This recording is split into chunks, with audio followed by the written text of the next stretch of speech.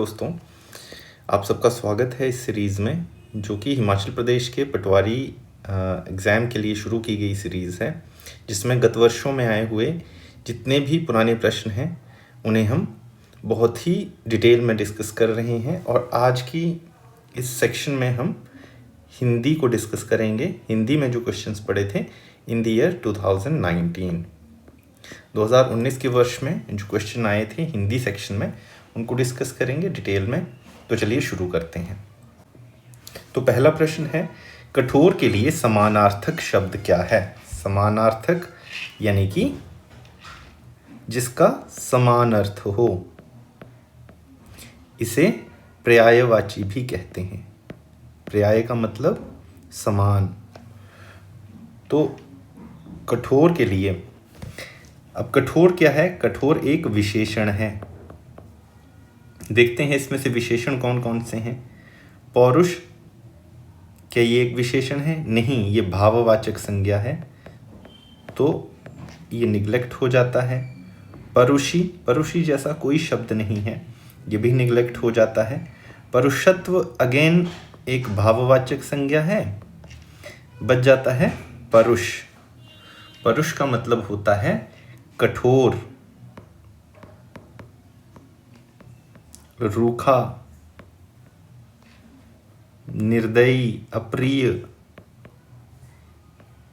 यानी भावनात्मक रूप से जो कठोर हो उसे परुष कहते हैं।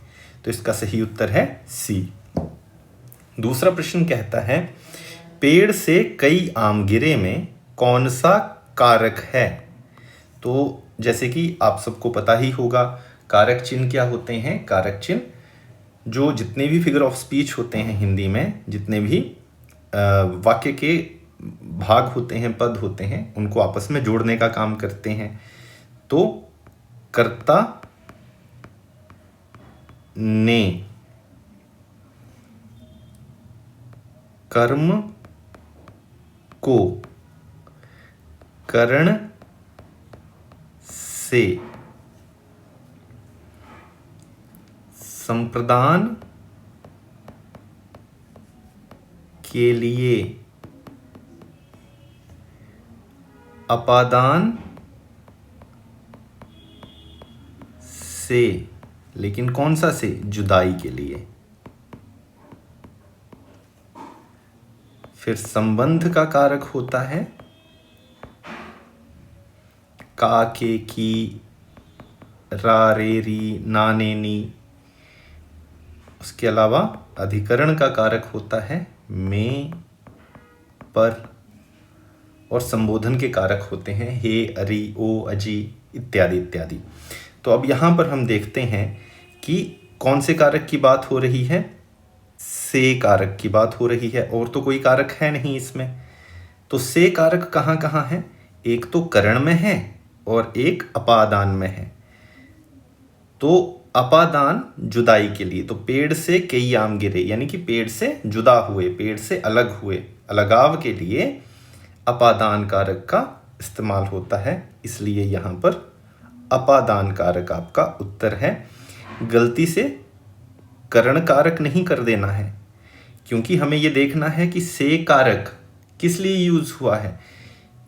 से करण जो है, करण कारक का मतलब है उपकरण। कौन सा उपकरण इस्तेमाल हुआ है? उपकरण के लिए करण कारक। तो यहाँ उपकरण की बात तो हुई नहीं है, यहाँ जुदाई की बात हुई है, अलगाव की बात हुई है। अलगाव के लिए अपादान कारक। चलिए आगे चलते हैं प्रश्न संख्या 3 पर। प्रश्न संख्या 3 में हमसे पूछा गया है, समास का ये प्रश्न है, पूछा गया है अव्ययी भाव समास का उदाहरण क्या है? अव्ययी भाव कौन सा समास होता है? अव्ययी भाव वो समास होता है जिसमें पूर्व पद प्रधान हो। पूर्व पद प्रधान हो और जो कि एक अव्यय हो।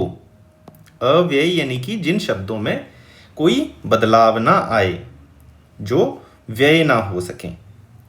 ठीक है, तो देखते हैं इनमें से कौन सा हमारा उत्तर हो सकता है।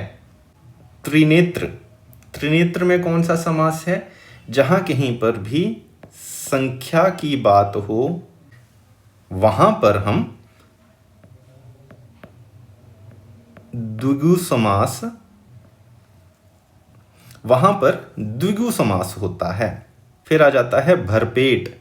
भरपेट में भर जमा पेट, तो भर अपने आप में अव्यय है, तो इसलिए इसका उत्तर है भरपेट। तीसरा हमारा राजपुत्र है, यानी राजा का पुत्र, ये तत्पुरुष समास है। और चौथा हमारा महाराजा है, यह एक कर्मधारय समास का उदाहरण है। चलिए अगले प्रश्न की तरफ चलते हैं। तो अगला प्रश्न कह रहा है, मंगल भवन अमंगल हारी, हरहु नाथ मम संकट भारी, में छंद का प्रकार क्या है, कौन सा छंद है? तो ऑप्शन दिए गए हैं हमारे पास चौपाई, सोरठा, रोला और दोहा।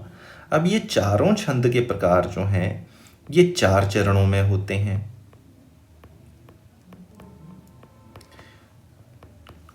और चारों चरणों में मात्राओं की संख्या कितनी है उस आधार पर इनमें अंतर होता है। तो सबसे पहले चौपाई में प्रत्येक चरण में 16 मात्राएं होती हैं। सोरठा में प्रत्येक चरण में सम चरणों में और विषम चरणों में मात्राओं की संख्या में अंतर होता है। तो सम चरणों में यानी दूसरे और चौथे चरण में 13 मात्राएं होती हैं, और विषम चरणों में यानी पहले और तीसरे चरण में 11 मात्राएं होती हैं। वहीं रोला में प्रत्येक चरण में 24 मात्राएं होती हैं। ठीक इसी तरह दोहा के सम और विषम चरणों में अंतर होता है। तो दोहा के सम चरणों में मात्राओं की संख्या होती है, यानी दूसरे और चौथे चरण में मात्राओं की संख्या होती है 11, और पहले और तीसरे चरण में मात्राओं की संख्या होती है 13। यानी दोहा और सोरठा एक दूसरे के अपोजिट होते हैं। इसी तरह से चौपाई में प्रत्येक चरण में 16 मात्राएं हैं और रोला में प्रत्येक चरण में 24 मात्राएं। अब हमारे पास जो छंद दिया गया है इसमें 2 चरण हैं, यानी कि 4 चरणों में से 2 चरण हैं। हमें कैसे पता चलेगा ये चौपाई का हिस्सा है, सोरठा का हिस्सा है, रोला का हिस्सा है या दोहा का हिस्सा है? तो इसके लिए हमें मात्राओं की संख्या गिननी पड़ेगी। तो यहाँ पर अगर हमें मात्राओं की संख्या गिननी है तो किस तरह से गिनेंगे? यहाँ पर कितनी मात्राएं हैं? अ और अंग, 2 मात्राएं। मंगल में 1, 2, 3, 4, 5, 6, 7, 8, 9 और 10, 11, 12, 13 और दीर्घ मात्रा 2 बारी गिनी जाती है। 14, 15 और दीर्घ ई है तो 16 मात्राएं इस छंद में हैं। अब इसमें देखते हैं 1, 2, 3, लघु मात्रा 1 ही गिनी जाएगी, जो दीर्घ मात्रा होगी वो डबल गिनी जाएगी। तो 1, 2, 3, 4 और 5, 6, 7, 8, 9, 10, 11, 12, 13, 14, 15 और 16। तो प्रत्येक छंद में प्रत्येक चरण में 16 मात्राएं, 16 यहाँ और 16 यहाँ, यानी एक चरण में भी 16 और दूसरे चरण में भी 16 मात्राएं। इसका मतलब ये है एक चौपाई। तो आपका सही उत्तर है चौपाई।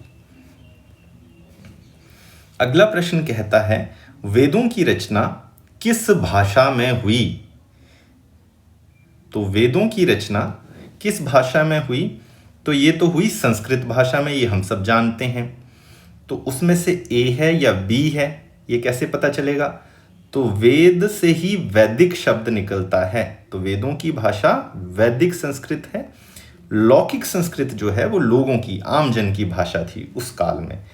और पाली और प्राकृत, पाली में बौद्ध ग्रंथों की रचना हुई है और प्राकृत में जैन ग्रंथों की रचना हुई है। बौद्ध ग्रंथों को हम त्रिपिटक कहते हैं, जैन ग्रंथों को हम अगम कहते हैं।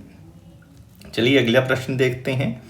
गीता मंद मंद मुस्कुरा रही है, में मंद मंद क्या है? मंद मंद क्या है? अब मंद मंद किसी चीज की विशेषता बता रहा है, किसी चीज को परिभाषित कर रहा है। तो किसको परिभाषित कर रहा है? क्या ये गीता को परिभाषित कर रहा है, मुस्कुराने को परिभाषित कर रहा है, या किस चीज को परिभाषित कर रहा है?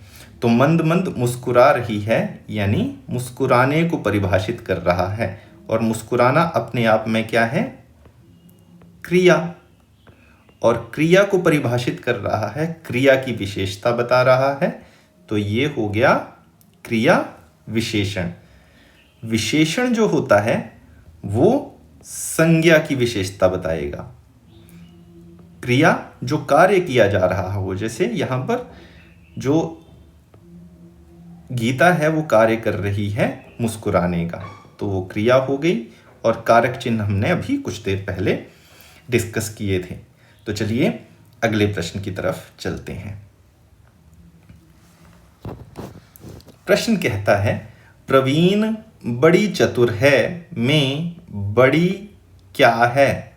बड़ी कौन सा फिगर ऑफ स्पीच है? तो हमारे पास ऑप्शंस हैं प्रविशेषण, क्रिया, निपात, सर्वनाम। तो सही उत्तर जानने के लिए हमें पता होना चाहिए कि प्रविशेषण क्या होता है। विशेषण की विशेषता बताने वाले शब्द, विशेषण को भी डिफाइन करने वाले, विशेषण की विशेषता बताने वाले शब्द। क्रिया क्या होती है? जो काम किया जा रहा हो। और निपात किसे कहते हैं? जब वाक्य में पूरे वाक्य पर या वाक्य के किसी हिस्से पर या किसी शब्द विशेष पर अतिरिक्त बल देना हो, अतिरिक्त बल देना हो, ज्यादा जोर देकर बात कहनी हो, तो उसे हम निपात कहते हैं। और इसी तरह से सर्वनाम वे शब्द होते हैं जो संज्ञा के स्थान पर आते हैं। तो अब बड़ी क्या है? बड़ी विशेषता बताने का वाला शब्द है, लेकिन किसकी विशेषता बता रहा है? प्रवीण चतुर है। चतुर क्या है? प्रवीण की विशेषता है। और उस विशेषता की भी विशेषता बताने वाला शब्द बड़ी है। तो विशेषण की विशेषता बताने वाले शब्दों को हम प्रविशेषण कहते हैं। तो सही उत्तर है प्रविशेषण। अगले प्रश्न पर चलते हैं। अपनाना क्रिया किससे बनी है? अब अपनाना क्रिया किससे बनी है, ये जानने के लिए हमें देखना पड़ेगा कि हमारे पास ऑप्शंस क्या हैं। संज्ञा से बनी है, क विशेषण से बनी है, सर्वनाम से बनी है, या क्रिया से बनी है। अब क विशेषण कुछ नहीं होता है, ये प्रिंटिंग मिस्टेक हो सकती है। लिखने के लिए विशेषण लिखना चाहा होगा एग्जामिनर ने, लेकिन क्या है कि ये प्रिंटिंग मिस्टेक थी, तो कोई बात नहीं। अब देखते हैं उत्तर क्या है। तो अपनाना जो शब्द है वो अपना शब्द से बना है। और अपना अपने आप में एक सर्वनाम है। सर्वनाम में ये निजवाचक सर्वनाम है, निजवाचक सर्वनाम है। तो संज्ञा तो नहीं है, विशेषण भी नहीं है, सर्वनाम है, क्रिया भी नहीं है, क्योंकि क्रिया तो ये स्वयं अपने आप क्रिया बनती है अपना से। चलिए अगले प्रश्न की तरफ चलते हैं। य में मिलन है, यानी संधि का प्रकार पूछा है। कौन कौन से वर्णों की इसमें संधि है? अब पढ़ते तो हम इसको य हैं, लेकिन संधि इसमें ज और ञ की होती है, जिसमें ज हलंत और ञ हलंत जमा अ। और जब ञ हलंत और अ को हम संधि कर देते हैं तो ञ बनता है। तो यहाँ पर ये हमारी ऑप्शन है।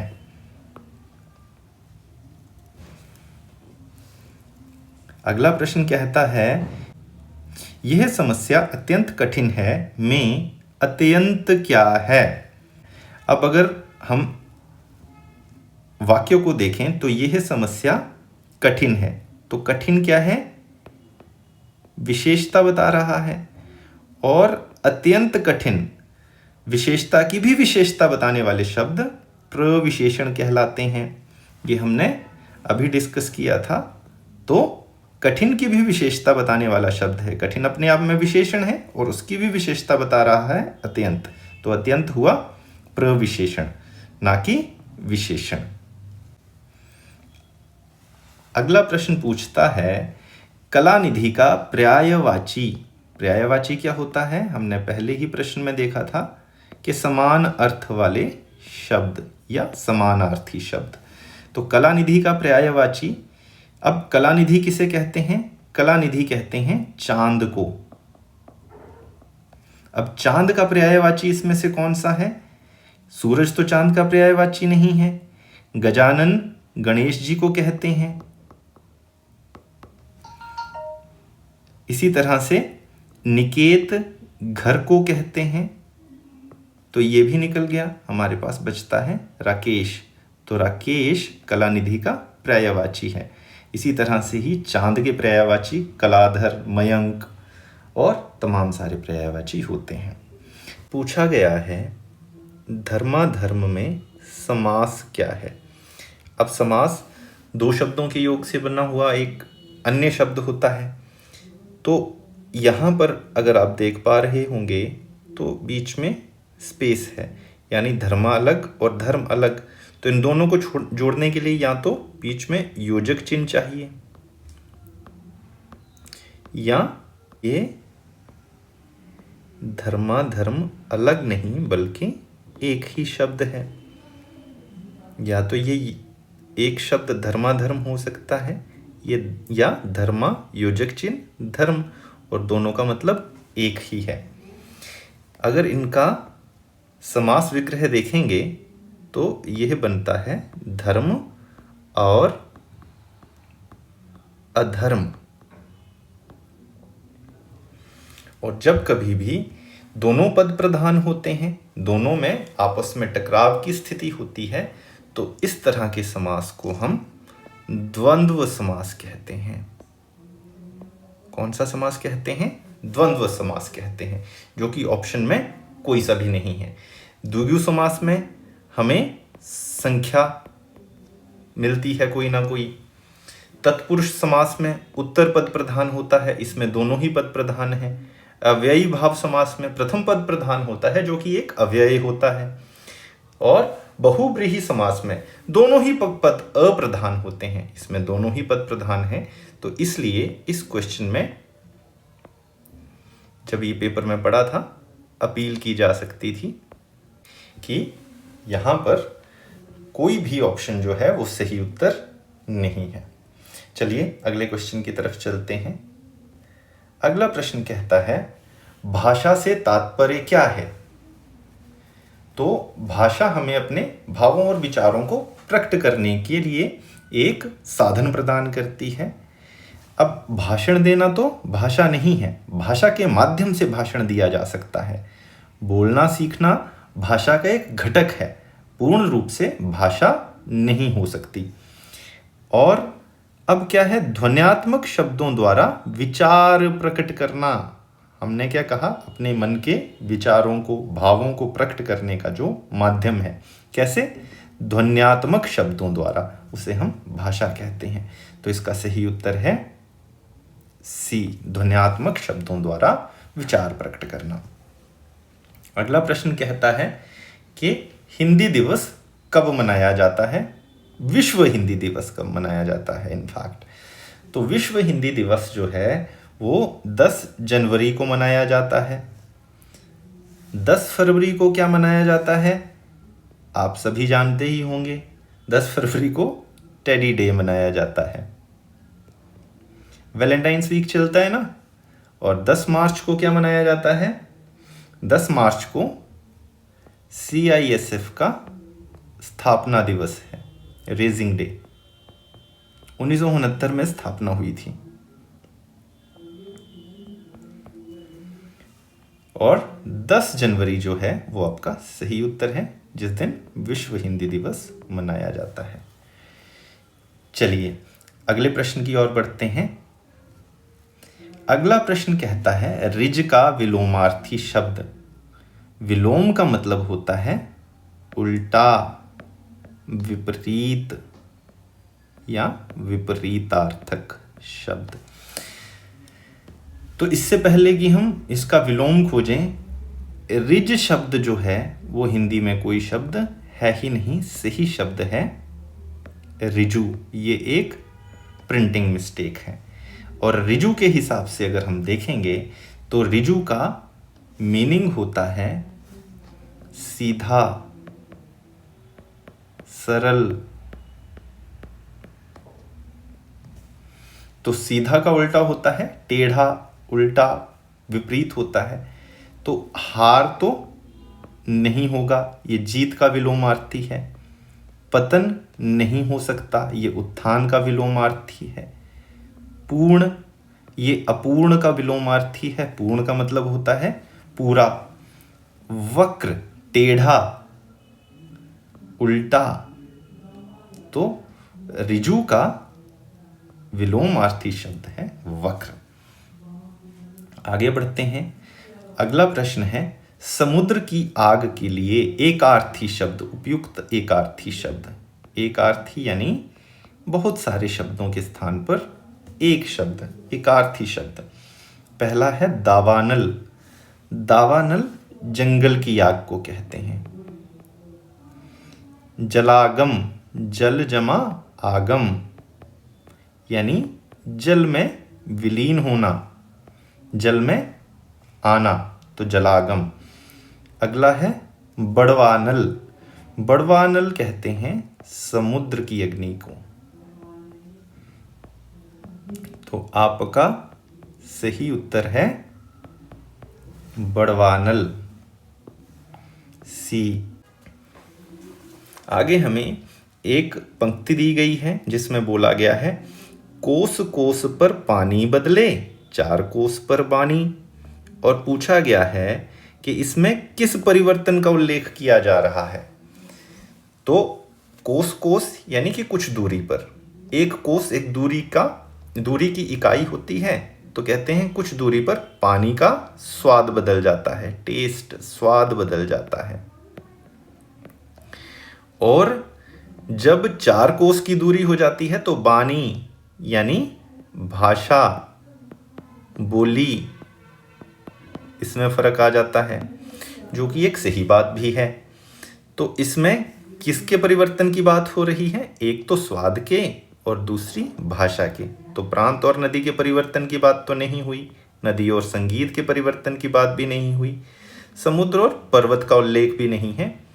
पानी और बोली का उल्लेख है, पानी के स्वाद का और बोली के शब्दों का उल्लेख है। तो हमारा सही उत्तर है डी, पानी, स्वाद और बोली के शब्दों के परिवर्तन का उल्लेख है। अगला प्रश्न कहता है पन प्रत्यय वाला शब्द कौन सा है। तो इसके लिए हमें यह जानना होगा प्रत्यय किसे कहते हैं। प्रत्यय वे शब्द होते हैं जो किसी शब्द के अंत में लगते हैं और उसके अर्थ में परिवर्तन ला देते हैं। और जो शब्द शुरू में लगते हैं उन्हें हम उपसर्ग कहते हैं, उपसर्ग। तो अब पन प्रत्यय यानी कि कौन से शब्द के अंत में पन लगा हुआ है। पनघट में तो नहीं लगा हुआ है, बड़प्पन में लगा हुआ है, औपन में लगा हुआ है और सत्यापन में लगा हुआ है। लेकिन ध्यान से देखेंगे तो औपन के पैरों पर हलंत है, तो औपन भी नहीं है। अब बच जाता है बड़प्पन और सत्यापन। तो अब इसमें से कौन सा है? तो इसमें से हमारा सही उत्तर है बड़प्पन। ये कैसे बनता है? बड़ा जमा पन से, बड़प्पन। जबकि सत्यापन जो है, इसमें कोई भी प्रत्यय नहीं है, कोई भी प्रत्यय नहीं है, ये अपने आप में पूर्ण शब्द है। चलिए आगे चलते हैं। महर्षि का संधि विच्छेद, संधि विच्छेद पूछा गया है, यानी कि महर्षि को अगर आप तोड़ेंगे तो कौन कौन से दो शब्द पद आपको मिलेंगे? मह जमा ऋषि, महान जमा ऋषि, महा जमा ऋषि, मही जमा ऋषि। तो इसमें ऑप्शन सी आपका सही उत्तर है। इसमें आ और री मिलकर के अर बन जाते हैं, जो कि एक गुण संधि है। महर्षि में गुण संधि आती है। चलिए अगला प्रश्न देखते हैं। अगला प्रश्न क्या कहता है? अगला प्रश्न कहता है शुद्ध वाक्य कौन सा है?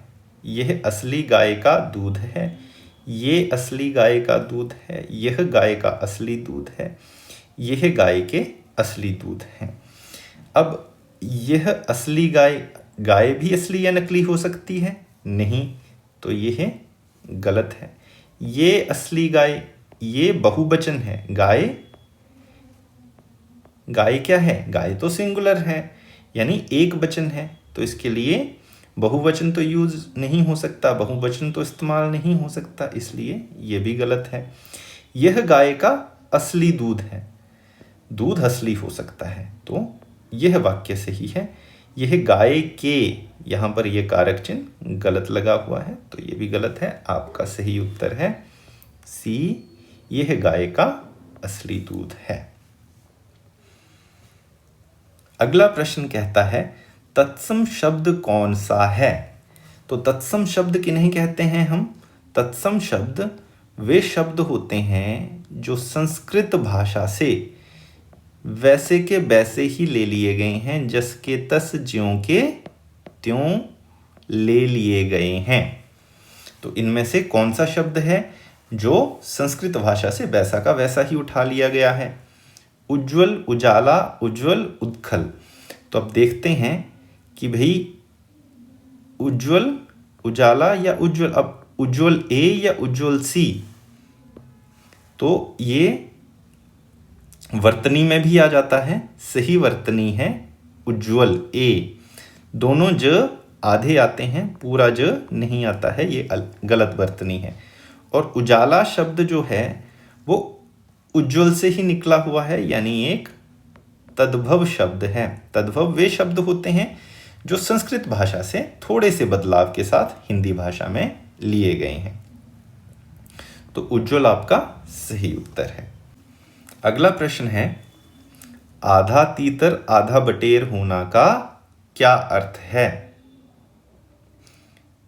यह एक मुहावरा है, यानी यहां पर बोला जा रहा है कि कोई पक्षी है, वो आधे हिस्से में तीतर जैसा दिखता है, आधे हिस्से में बटेर जैसा दिखता है, यानी उसका आपस में कोई मेल नहीं है, बेढंगा है, ढंग से नहीं है, जैसा होना चाहिए उस ढंग का नहीं है।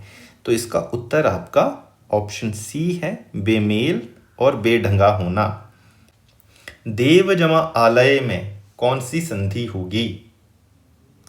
अब यहां पर अगर हम देखें तो संधि हो रही है अ जमा आ के बीच में, जो कि एक स्वर संधि है। अब स्वर संधि भी अलग अलग प्रकार की होती है,